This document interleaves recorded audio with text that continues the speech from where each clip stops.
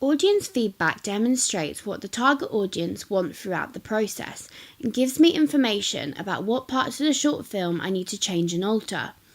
I initially wanted to start off by questioning my audience about the overall narrative ideas and structures in the form of a questionnaire. Questionnaires are a great way to start your audience research, as they are quick and easy to get a representative number of people within your target audience. They also gain qualitative and quantitative data, meaning I have both in-depth research and research I can put into graphs and charts. From this research, I found a variety of very important points that I could build upon and change. I found within this questionnaire what my target audience would accept as a bad day.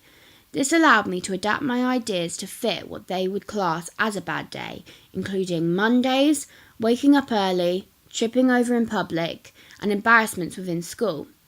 This question gave me representation on a realistic day and allowed me to start to mix my genres of fantasy and realism.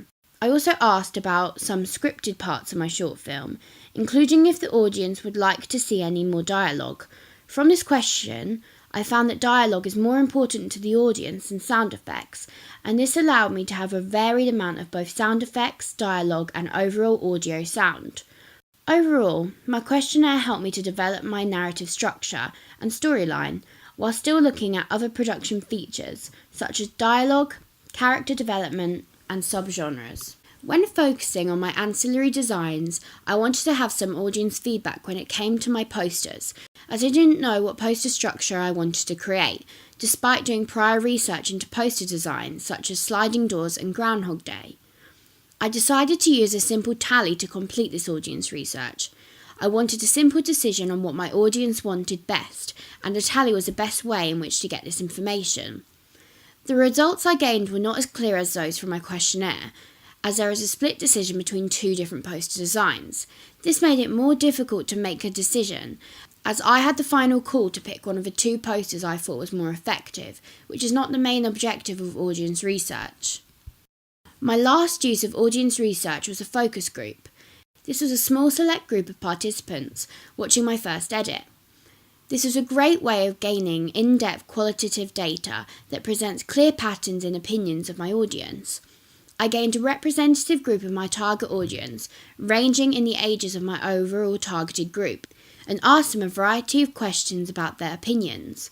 The nature of the focus group allowed for a wealth of opinions on my film, and gave me vital information about what I needed to change and alter.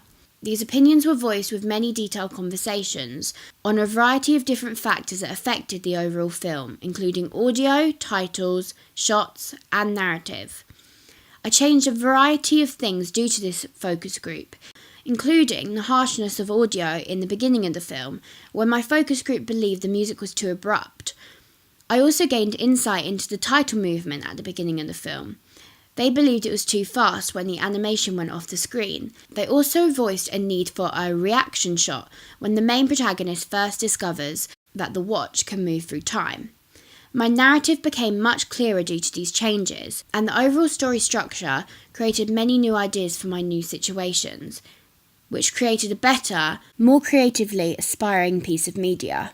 The personal identity element of the uses and gratification theory can be applied to Take Two, because it can possibly show that my audience may seek out this piece of media as means of personal identity, using this form of short film as a need to find out more about their own personal identity overall. My audience may be gratifying their needs by watching Take Two, in which they may look at their own problems within teenage life and what they could have changed if they had the chance, like the watch prop within Take Two.